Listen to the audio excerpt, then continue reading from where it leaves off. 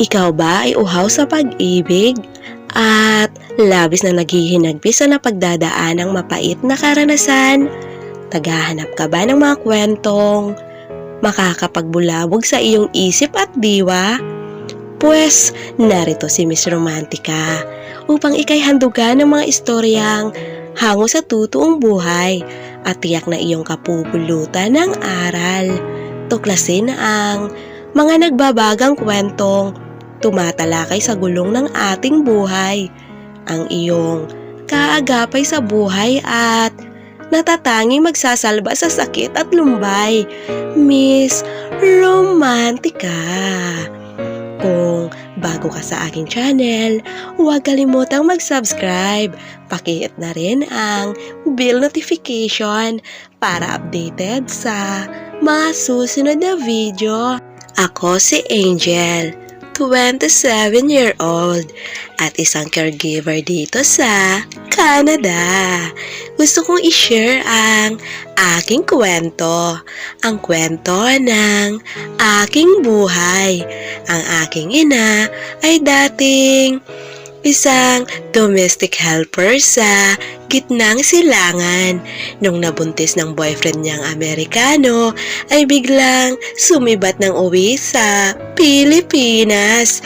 At nung nasa Pilipinas na, ay tudok-kayod ang ginawa niya para masuportahan ang buhay naming mag-ina. Nakita ko ang hirap na dinanas ng aking ina habang lumalaki ako. Pinanganak ako na punong-puno ng pangarap at hinubog ako ng aking ina ng magandang mga pangaral at mga pangarap na hindi niya naabot at natupad.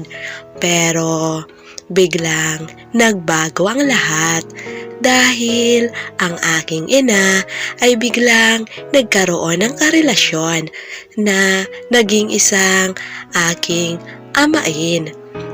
Umuwi ng bahay ang aking ina na kasama ang kanyang boyfriend. Pinakilala sa akin na simula daw sa araw na yon ay magiging tunay na ama ko na raw ang boyfriend niya. Okay naman ako dahil nakita ko si nanay na masaya. Ang aking amain ay pogi at napakabait. Biglang nabago ang aming buhay dahil nakita ko ang pagmamahal ng aking amain sa aking nanay ay nahinto si nanay sa paghahanap buhay. Si tatay-tatayan ko ang sumikap na makaraos kami sa araw-araw. Nag-enroll ako sa isang private school sa tulong ng aking amain at yung aking tatay-tatayan ay todo sikap na mapag-aral ako ng maayos na maibigay sa akin ang marangyang pamumuhay. Nasanay ako na lahat ng gusto ko ay nakukuha ko. Pero sinubok ng pagkakataon ang pagsasama ng aking nanay at ng aking ama-amahan. Si nanay ay biglang nag-apply na pumunta ng Japan bilang isang Japayuki. Si tatay naman ay tudo ang tanggi. Sinabi ko kay tatay na kung po pwede, wag na silang away ng away. Hayaan na lang si nanay dahil kailangan ni nanay na kumita at mag-explore. At hindi pa naman huli ang lahat kay nanay para tuparin ang kanyang mga pangarap. Nung nakaalis si nanay, ay naiwan ako sa pangangalaga ng aking amain.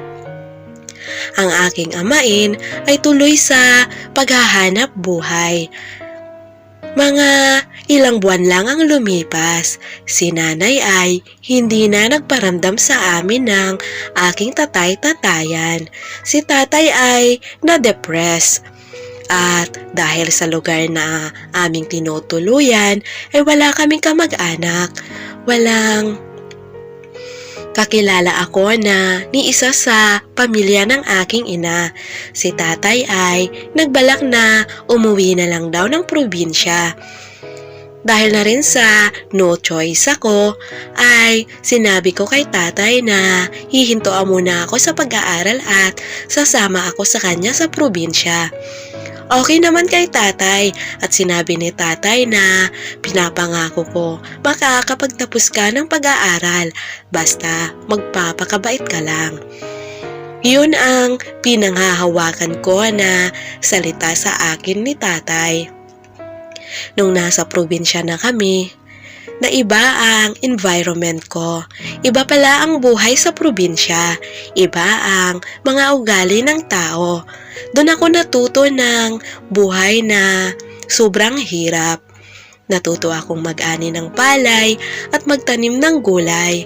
Nakita ko yung paghihirap ni tatay na kung paano humanap ng pira. Doon ko pinahalagahan ang sentimo na kinikita naming mag-ama. Nakatira kami ng aking tatay sa isang kubo na tagpi-tagpi at super hirap talaga ng buhay dahil pag umuulan, kung saang sulok na walang tulo ay doon kami natutulog ni tatay.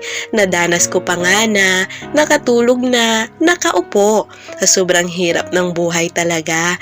Umiiyak ako minsan na sinasabi ko kay tatay, hindi ko dadanasin to pag hindi sana umalis si nanay. Hindi ko to dadanasin kung hindi naiba ang takbo ng isip niya. Pero si tatay ay nakayakap lang sa akin at sinasabi na wag na daw ako mag-isip. Patawarin ko na raw ang nanay. May mga rason si nanay kung bakit niya ginawa yon. Intindihin po namin ang sitwasyon. Yun ang mga sinasabi ni tatay na alam ko na kung ano ang ibig niyang sabihin. Wag akong magtanim ng sama ng loob sa aking ina. Super bait ng aking ama-amahan. Napakaswerte ko. Naisip ko yon at sa kanya ako naiwan at siya ang aking naging guardian. Pinilit ni tatay na maka-enroll ako sa school na makabalik ulit sa pag-aaral. Si tatay ay sinikap ang lahat. Paunti-unting itinayo ni tatay ang aming munting tahanan. Natatawa pa ako na sinasabi kay tatay na asawa na lang ang kulang sa kanya at gusto ko rin magkaroon ng mga kapatid. Tawa ng tawa si tatay nung sinasabi ko yon habang nagpupukpok siya na itayo ang haligi ng aming bahay. Sinasabi niya na hindi na nga tayo makakain ng maayos. Ganyan pa ang mga pinapangarap ko. Itinatak ni tatay sa aking isipan na mangarap ako ng mataas, magsipag ako sa pag-aaral at ayaw ni tatay na tumanda siya na maging ganun pa rin ang aking buhay. Oo lang din ako ng oo sa mga sinasabi ni tatay. One night, sinabi ni tatay sa akin na sisikapin ko na makapagtapos ka ng college. Ayoko na dito lang hihinto ang buhay mo. Pumasok din sa isipan ko na habang kumakain kami ng hapunan ay gasira ang aming gamit samantalang ang mga kapitbahay namin ay may ilaw na. Sabi ni tatay sa akin, kunting tiis lang daw, ilang taon lang at pag nakapagtapos na ako ay magkakaroon din ng ilaw ang aming tahanan. Tawa ako ng tawa kay tatay dahil napaka-positibo niya. Sabi ko kay tatay, kung sakali ba makapagtapos ako ay magkaroon agad ako ng trabaho at magkaroon kami agad ng ilaw. Mga inusinting tanong ng kabataan ko noon. Tawa ng tawa din si tatay na sinabi sa akin, Mangarap daw ako ng matayog, yung mataas na mataas, para hindi ko danasin ulit ang mga dinanas ko ngayon. Pinuno ako ng aking tatay-tatayan ng mataas na pangarap. Naging positibo rin ako sa aking buhay. Habang nakikita ko ang hirap ni tatay sa pag-aararo sa bukid at pagtatanim ng tubo at kung ano-ano pa dyan, ay naitatak ko sa aking isipan na balang araw magiging milyonarya ako. Balang araw, maging isang senyorito at maging isang don ng aking ama. Lagi kong sinasabi kay tatay na sa tuwing sumasakay kami sa likod ng kalabaw, sinasabi ko kay tatay na yakap-yakap ko siya. Sabi ko, tatay, pag ako ay nakapag-abroad, magiging senyorito ka at tong palaya na to, sa abot ng iyong natatanaw ay magiging iyo. Mga pangarap na hindi ko lubos akalain kung kailan ko kaya matutupad yon. Tawa ng tawa ang tatay ko na sinabi, "Hay, ayos na sa akin ang makapag-aral ka. Huwag kang gumaya sa akin na no read no write." Yun ang mga ipinapasok sa akin ni tatay sa aking isipan, at sinabi ni tatay na pag ako ang ma-in love ay mamili daw ako ng lalaki na sobrang irresponsable sa buhay. Yung responsable na kaya akong buhayin at kayang ibigay ang lahat. Yun ang mga pangarap ni tatay na simpleng-simple lang pero tagos sa buto ang mga salitang yon. Habang nag-aaral ako sa kolehiyo ay sobrang hirap ni tatay. Nagkaroon si tatay ng sakit dahil sa nauulanan at naiinitan sa pag-aararo sa bukid at kakabuhat ng kung anong-anong mabibigat dyan. Lahat ng trabaho ay sinubok ni tatay para mairaos ang aking pag-aaral. Pero sinabi ko kay tatay na kunting tiis na lang at ako'y malapit nang makapagtapos. Nung nakapagtapos ako, sobrang saya dahil meron pa akong reward na nakuha sa school. At yun ang dahilan kung bakit mabilis akong nakapag-apply papuntang Canada. Halos lahat ng mga pangarap ko kay tatay ay gusto kong tuparin. Halos lahat ng mga ipinapadala ko na sahod ko kay tatay ay sinasabi ko kay tatay. Paunti-unti niyang ipapaayos ang bahay at magpakabit siya ng ilaw. Sinabi ko na gusto ko sa pag-uwi ko ay hindi na kami nakagasira. Tawa na tawa si tatay na sinasabi sa akin, "Yes, madam, gagawin ko yan. Para sa pag-uwi mo ay magiging maayos ang lahat."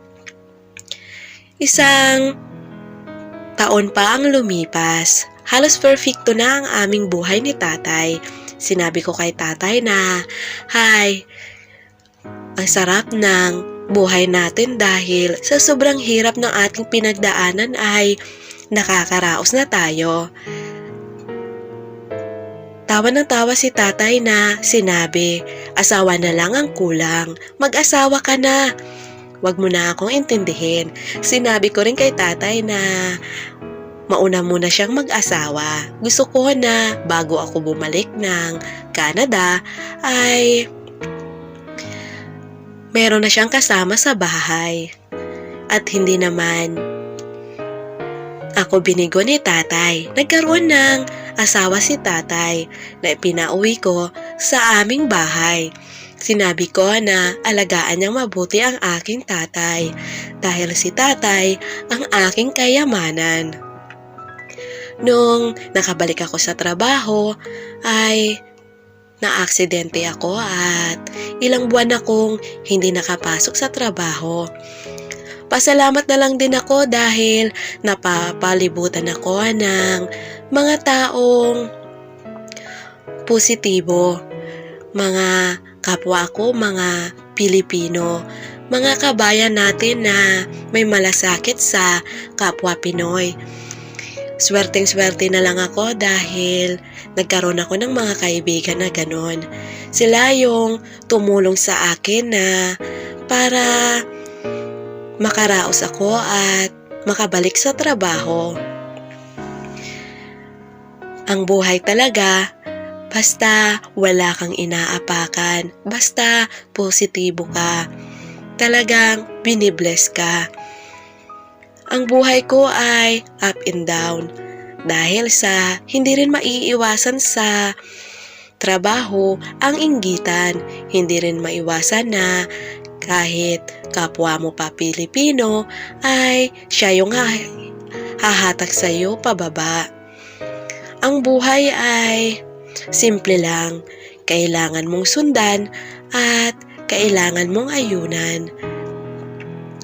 Pero huwag kalimutan ang pagiging isang mabait na tao, matinong tao, dahil kahit ano pa ang gawin nila sa inyo, ay merong nakatingin sa taas na para i-please ka, para bigyan ka ng maayos na buhay.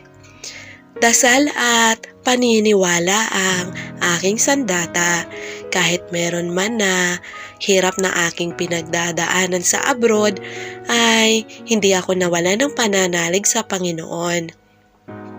Sinabi ko kay tatay ang lahat na nangyayari sa akin at si tatay ko ay halos kulang na lang ay gustong lumipad papunta sa akin para maasikaso ako at maalagaan. Sobrang alalang-alala siya sa akin. Ang buhay ko ay porket iniwan na ako ng aking totoong pamilya ay merong ibang tao na sumalo sa akin para ituring ako na pamilya. Hindi lahat ng amain na aking nadidinig ng mga kwento ay masama.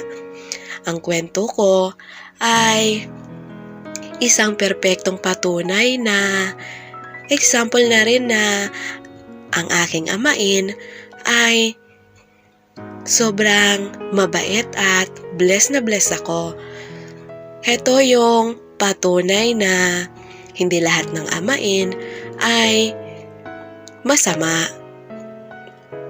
Gusto kong ma-inspired ang lahat dyan na pag narinig nyo ang aking kwento ay sana meron kayong matutunan na sa buhay ay kailangan lang tanggapin at pahahalagahan ang mga taong nakapaligid sa'yo.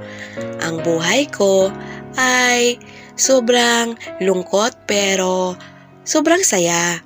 Ganun naman ang buhay, 'di ba? Minsan, nakakaranas tayo ng depresyon. Minsan, hindi naiiwasan ng mga aksidente. Pero, kailangan nating bumangon. Kailangan natin na isipin ang buhay ay saglit lang at kailangang pahalagahan. Laging tandaan na tulad nga ng sabi ng aking ama-amahan ay ngiti lang, magiging maayos ang lahat. Tiwala lang, kapit lang. Yan ang lagi niyang sinasabi sa akin na in love ako sa isang foreigner na taga doon sa Canada. Hay, akala ko pag na in love, masaya. Hindi pala dahil ang aking buhay pag-ibig ay parang biro lang. Biro na siguro tinitingnan kung hanggang saan ako katibay, kung hanggang saan ang tatag ko sa pananaw ko sa buhay. Nabuntis ako ng foreigner na aking naging karelasyon. Umuwi ako sa aking tatay-tatayan na umiiyak, nagsusumbong.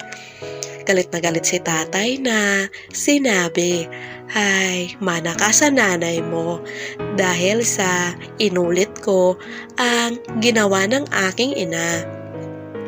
Pero ang tatay ko ay super supportive sa akin at ang aking madrasta ay tuwang-tuwa dahil sabi nila wag na raw ako umiyak, wag daw akong malungkot dahil magkakaroon ako ng napaka gwapo at napakagandang anghel at sila daw ang mag-aalaga dahil wala naman daw silang anak ng aking ama-amahan. Tuwang-tuwa ako dahil welcome na welcome ang aking magiging supling sa pamilya na kumupkop sa akin. Habang tumatagal ay ganun pa rin ang aking pananaw. Sa ngayon ay tuloy pa rin ang aking trabaho dito sa Canada at sinusuportahan ko na lang ang aking supling sa pangangalaga ng aking ama-amahan. Na ngayon, ang aking ama-amahan ay nasa maayos na kalagayan dahil sa hindi na ito nag-aararo sa bukid. Sinabi ko kay tatay na lahat ng ipon at mga pinapadala ko ay pahahalagahan para sa future, para sa kinabukasan namin na binuo naming pamilya. Hanggang dito na lang ang aking kwento. Sana ay na-inspired kayo sa aking kwento at masiyahan kayo sa mga nadinig nyo na mga salita ko. Maraming salamat sa pakikinig.